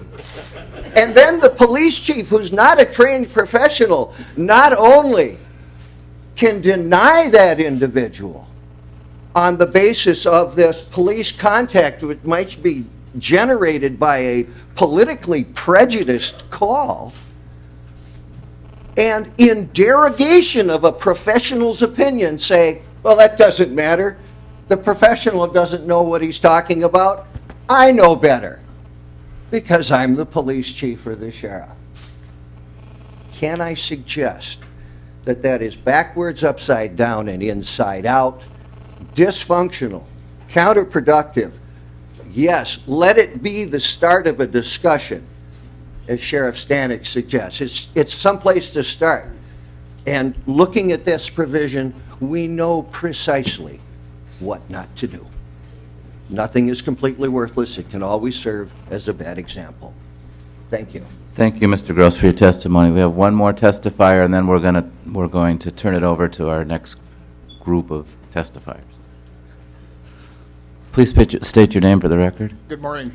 My name is Tim Bender. I'm a deputy sheriff, a line patrolman for Beltrami County up north of Bemidji. And Mr. Gross is a very difficult act to follow. But I just have a few points. First of all, I don't disagree with Sheriff Stanek. I am not here representing my department. I'm not here representing my boss. I'm here on my own. I do have a couple of notes. It was talked about the mental health evaluations that police officers are required to submit to before they are hired. I understand there are at least two. One, when they go through a law enforcement school, they pay for that. They take an MMPI. That's part of their tuition. My son, who's a student at Hibbing, just complained about that this fall. The second evaluation is by the department. I took one in 1990 when I originally got licensed by Beltrami County. That was paid for by the department as a condition of my employment. So if we were talking about who can afford to have these evaluations done, and as a law enforcement officer, I wasn't expected to pay for mine as a condition of employment. It was done by my employer. A second point I'd like to talk about, we talk about the people who wear the tinfoil hats, who hear voices, who are having active hallucinations. You talk to the beat officers who work a precinct, you talk to the deputies who work a patrol area, we all know who they are. The sheriff may not know them, we know who they are. They don't try to buy guns. through subjecting themselves to NICS checks. They have had, I can't think of a person who I have dealt with more than once who does not also have a mental health or social services contact. And if the system were to allow that information to flow more freely from the social services or the mental health providers to law enforcement, I think that would be a good thing. I do want to also make a couple of points about the types of calls that become repeated violent contacts or violent situations. I put that in quotes because we get calls all the time where there might be a fight going on and somebody says, well, you got to hurry, they have a gun. Oh, so we hurry and we find out that there was no weapon involved. The people just wanted us there quicker. And that's how we respond. So now what happens is the call goes as a weapon call, and the suspect is the suspect in a weapons call, much like Mr. Gross talked about himself. As often as not, we will get calls where the complainants are talking to me that they're scared of their neighbors. Their neighbors are crazy. And we find out that the dispute is over the neighbor's dog coming into their yard and, well, for lack of a better term, taking a crap on the lawn, and that's what the fight's about. So are you expecting my boss to deny a permit to somebody because their dog takes a crap on the neighbor's lawn? I mean, I guess that's the kind of calls that I feel and that I believe will make it to this determination by a police chief or by a sheriff when there's already a system in place where a judge can hear facts as were stated before. Thank you, Deputy Sheriff, for your testimony. Representative Schoen, real quickly, and then I think we need to make clear that when we talk about professional evaluations that, I have Public Safety Director Woolery from Cottage Grove, Public Safety Director Lee Vague from Woodbury, who are professionals. And I think when the professional police officers go out to that call, and to quote this gentleman about a call that would, a dog crapping on the lawn, I think that the professional police chiefs can evaluate by reading the report and determine that that's not an issue that would be a problem related to this bill. I just wanted to make that clear. Very good, thank you. So we'll now hear from some of the mental health advocates. First on the list is Sue Abderholden from NAMI. I do intend on recessing at 12, so we have about 20 minutes, members. Good morning, Mr. Chairman, members of the committee. My name is Sue Abderholden, and I'm the Executive Director of NAMI Minnesota, the National Alliance on Mental Illness, and I have with me NAMI's Criminal Justice Director, Anna McClafferty. And we're pleased to have the opportunity to testify today on what is obviously a very difficult subject. NAMI understands the desire to respond in the wake of tragedies like the Sandy Hook shooting to prevent such a tragedy from happening again. We too want to prevent these events from happening and to live in safe communities. We don't want people with mental illness to take their own lives or the lives of others. But targeting people who live with serious mental illnesses is unlikely to have a significant impact on reducing gun violence. The vast majority of people living with mental illnesses are not violent. We need to de-link violence and mental illnesses, especially in light of how common they are. 1 in 4 adults live with a mental illness in any given year, and about 4% experience a serious mental illness, which could include things such as bipolar disorder, schizophrenia, and major depression. Having an untreated serious mental illness can, in some cases, increase the risk of violence, especially for people who are also using substances. However, only 5% of violent acts, including shootings, are committed by people with mental illnesses, according to the Institute of Medicine. When you take that into consideration, perhaps it's not surprising that we have yet to see research demonstrating that expanding gun restrictions for people with serious mental illnesses prevents gun violence. Minnesota statutes already prevent people who've been committed due to being in danger of hurting themselves or others or unable to take care of themselves from accessing guns. Other than using the Commitment Act, there is no reliable way to predict violence. Police holds and 72-hour holds are not diagnostic tools. They do not tell you that someone is actually living with a mental illness or really that they'll even be violent. We all know there are problems with the Commitment Act in terms of its interpretation across different judges and different screening teams, but that really is a different issue. So instead of searching for needles in a haystack in terms of preventing people with mental illnesses who have not been committed or convicted of a crime from purchasing guns, we believe Minnesota needs to instead to look at ensuring real access to mental health treatment. An important question might be, why don't people seek treatment? Only 39% of people who live with a mental illness receive treatment in any given year. Stigma and barriers to access are two enormous factors. Combined, these problems lead people to wait an average of 10 years before seeking mental health treatment. Focusing on people with mental illnesses in debates like this one risks further stigmatizing people with mental illnesses, discouraging them from seeking treatment voluntarily. And stigma causes harm in other ways, too. A survey published just last week in the New England Journal of Medicine found that 46% of respondents said they believe those with serious mental illnesses are more dangerous than others. 71% said they wouldn't want to work closely with a person who had a mental illness, and 67% said they wouldn't want a neighbor to have one. Accessing care can be extremely difficult due to lack of coverage, funding, and workforce shortages. Private health plans are not required to cover mental health care. Parity just says if you cover it, you do it in the same way. And Medicaid and Medicare discriminate as well, not covering mental health treatment in the same way. And even if your insurance does cover treatment, the wait for an appointment is 3 months minimum and often longer to see a psychiatrist. Both children and adults are too often released from psychiatric hospitalization to shelters or homelessness because there aren't enough services in the community. The consequences of delayed treatment are great. There are poor outcomes, such as dropping out of school, being unemployed, or homeless.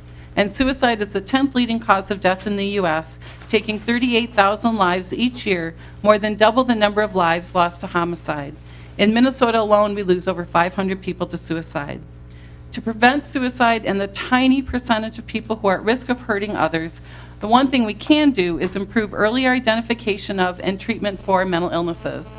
In particular, Minnesota needs more programs for people having their first episode of psychosis. Psychosis can mean hallucinations, delusions, or both. First episode of psychosis programs provide individual and family education, intensive therapy, support groups, and they help the person engage in education or employment.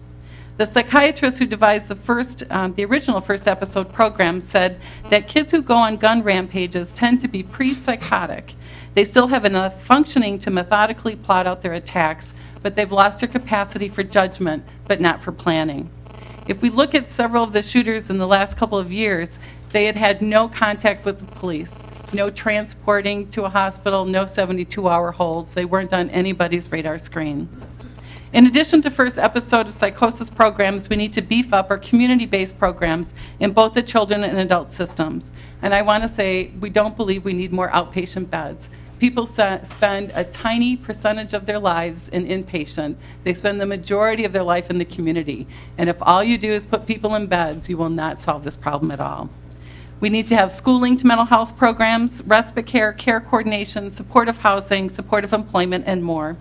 As many of you know, yesterday nearly a dozen bills were introduced to address the children's mental health system, and I hope that you look carefully at them and decide to support them. And I'd like to turn it over to Anna. Thank you for your testimony. I'm Anna McClafferty, Criminal Justice Director at NAMI, and like Sue, I understand the desire to prevent guns from getting into the wrong hands. However, to the extent that mental illnesses play a role here, the answers really do lie in making sure that people can get access to the mental health care that they need. It's telling that in the corrections world, mental illnesses are not considered at all when measuring someone's risk of recidivism, violent or not. In Minnesota, corrections agencies rely on an evidence-based risk assessment tool called the Level of Service Case Management Inventory, or LSCMI, to assess a person's risk of reoffending. And this tool doesn't weigh whether someone lives with a mental illness simply because the research does not bear out that there's enough of a connection between mental illnesses and recidivism, again, violent or not. This committee can make a big difference when it comes to Minnesota's approach to people living with mental illnesses, but the real issue isn't guns. It's making sure that people have access to the treatment and services they need so they stop cycling through the criminal justice system. 56% of people in prison and 64% of people in jails live with mental illnesses, far greater percentages than the 1 in 4 numbers that you heard from Sue. When it comes to mental illnesses and criminal justice, we ask you to focus on a few other issues. First, law enforcement training. Crisis Intervention Team, or CIT training, is a 40-hour training that teaches law enforcement officers to recognize and understand mental illnesses and connect people to appropriate mental health services in the community and verbally de-escalate a mental health crisis. The goal is to reduce use of force, reduce injury to both officers and people experiencing crises, and ensure that people are connected to appropriate mental health services in the community. Second, mental health courts. These courts hold people accountable for both their actions and for addressing their underlying mental health needs instead of the traditional approach of just addressing the person's actions. Outcomes vary from one court to the next, but they consistently reduce recidivism. And third, jail and prison release planning to help people navigate the complex process of leaving a correctional facility and going back into the community. Stearns County measures the recidivism rates for its program in its local jail and has found that people come back to the jail 73% less often in the 2 years after compared to the 2 years before release planning in that county. Finally, as far as guns go, we ask that this committee not hone in on people living with mental illnesses any more than the law already does. We do agree that law enforcement and gun dealers as well should be required to check civil commitment records, findings that someone's incompetent to stand trial, and verdicts of not guilty by reason of mental illness. But that information is already readily available in the Minnesota Court Information System. It's very easy to access, it's available to the public, and it should be easy for officers to access it quickly when they need it as well. And we also support Representative Winkler's bill to allow people to voluntarily add themselves to a registry of people ineligible for guns. Many people we talk to would add themselves to such a registry, assuming it was absolutely not available to public audiences like landlords or employers, and so on.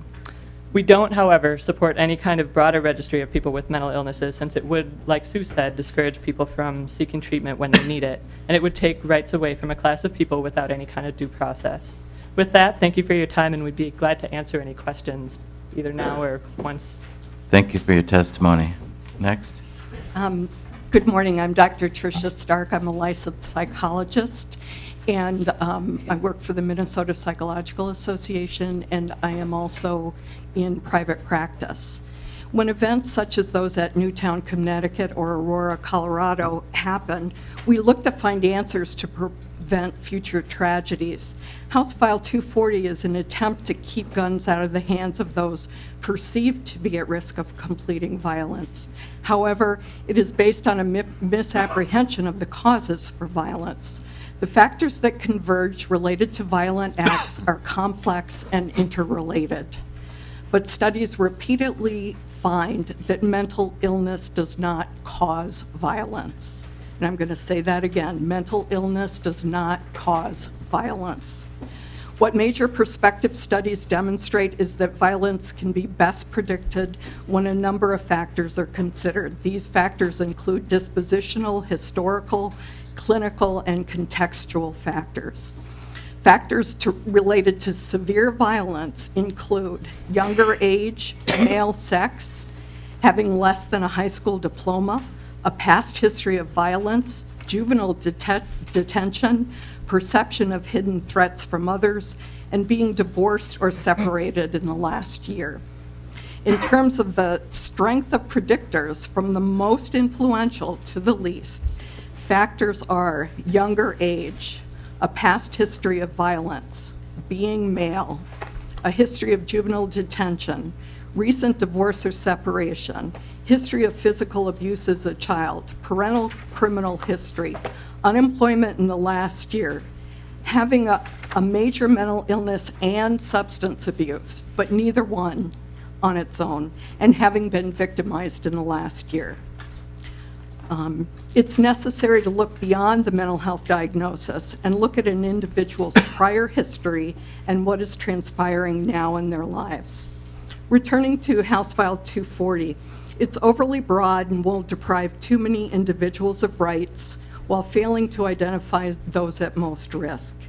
It is reasonable to consider someone at risk who has severe mental illness and substance abuse and a past history of violence. Such an additive approach can appropriately address risk.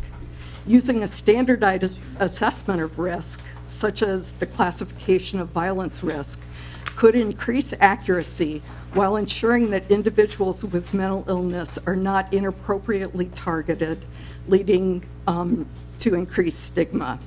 Such an approach might also avoid the unintended consequences of dissuading individuals with mental health concerns or substance abuse from pursuing life-saving and enhancing treatment for the fear of loss of rights. Research does provide information about the kind of interventions that can reduce the likelihood of violence, including providing support and mental health services for children, and some dynamic factors that change over time can be addressed through the provision of integrated dual disorder treatments, vocational services, supported employment, increasing the availability of mental health services for families in crisis, and enhancing services for victims of crime. Thank you. Thank you for your testimony. Did you want to testify? Okay. We have only got a few minutes left. Good morning, everyone. Thank you for the opportunity to testify. My name is Patty Bitney Stark. I'm the Executive Director of the Mental Health Consumer Survivor Network of Minnesota.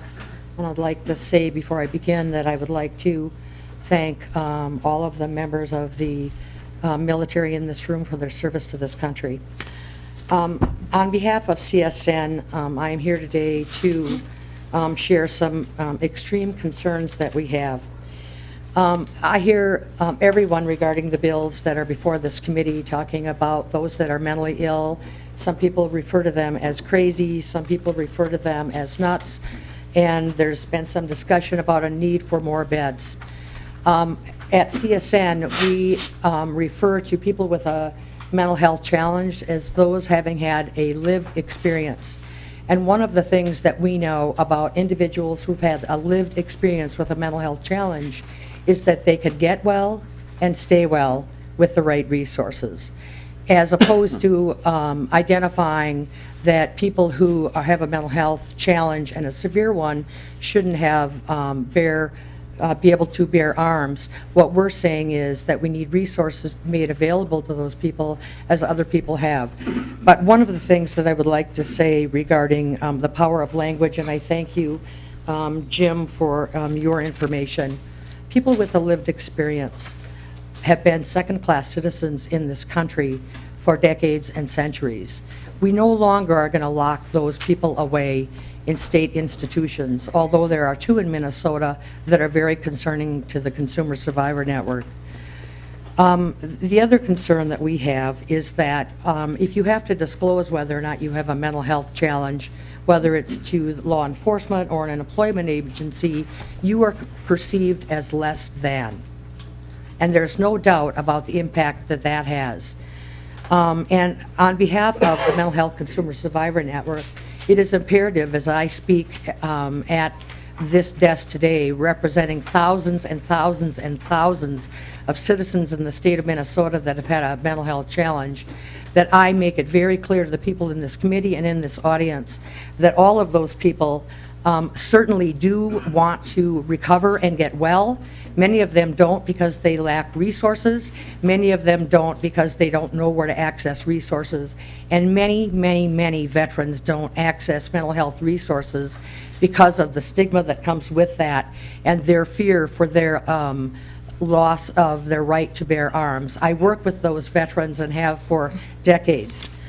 And I also want to say, what do we do at CSN? We offer an evidence-based practice that's recognized by SAMHSA called Wellness Recovery Action Plan training. We know that it helps people get well and stay well. We've got warm lines that people can call if they're in duress.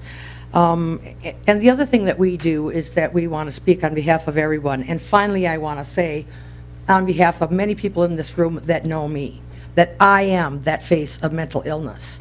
I am the one that some people in this room have called crazy. I have been gainfully employed at the top levels of government, federal and state. I've been executive director of multiple organizations, and I am that face that you call crazy. I am not. I have recovered and I am well from my many mental health diagnoses. And I want everyone to be very, very careful about the language that they use, because on behalf of on behalf of all consumers in the state of Minnesota, consumers of mental health services and those that don't. You are talking about us, and we will no longer allow that kind of language to be used. Thank you. Thank you for your testimony. Sir, you have like 2 minutes. I'm afraid we have to end, so. I will make it in that time. I Okay. will be brief. Thank you, Mr. Chair and committee members. I am Stefano Laverso, Communications Coordinator for Vale Place. Forgive me, I'm dealing with a cold. A community support program for people with serious and persistent mental illnesses. Vale Place serves about 1,800 people a year, providing community-based services that allow them to live independently and successfully in the community. In the over 12 years that I've been at Vale Place, I have heard of only one incident of violence. That was an individual who hit a case manager. In the face of so much coverage linking mental illness and violence, that must seem like an anomaly, but it's not. It's not, because most people with mental illness are not violent, and when they receive the appropriate services and support, violence is even more rare. We fully appreciate the desire of law enforcement and everybody in our community to feel safe. We agree that keeping guns out of the hands of people with a history of violence is a good strategy to meet that goal. We don't agree with indiscriminately targeting people with mental illnesses as violent. The provisions that I noted, I wanted to mention provisions in both House File 237 and House File 240 that single out broadly people with mental illnesses as being potentially dangerous and would deny them their constitutional rights. And I believe that they would potentially stigmatize people with mental illnesses and contribute to keeping them from seeking treatment, and when they do seek treatment, being far less likely to speak openly about any history of violence or thoughts of violence.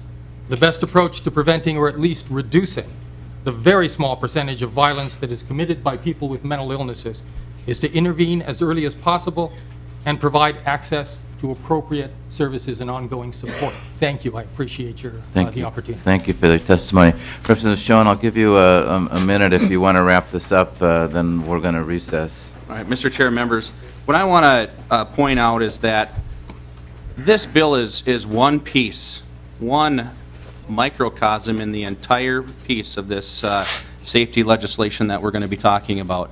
I couldn't agree more that the mental health parity and the issues that we need to take care of in Health and Human Services area is extremely important, and I support it. We need to make sure that those folks need the care no matter who they are. This bill is not about trying to persuade people not to obtain firearms. It's about persuading them to obtain the treatment and the service that they need. When a local law enforcement official has seen some sort of action in their own community that they know better than anybody else and says, give me one more step and show me that everything's fine. And if they did get that treatment in that facility during a 72-hour hold or whatever it may be, maybe that's enough. Okay. Thank you, Mr. Chair. Thank you, Representative Schoen. To the members, to the people in the audience, if you did fill out some written testimony, the pages will collect them. If you want to speak about these two bills or the three bills that are on the agenda for this evening, we will be back here at 6 o'clock. All of the bills are posted online if you would like to read them. Thank you all for your respectful discussion. This meeting is in recess until 6 o'clock.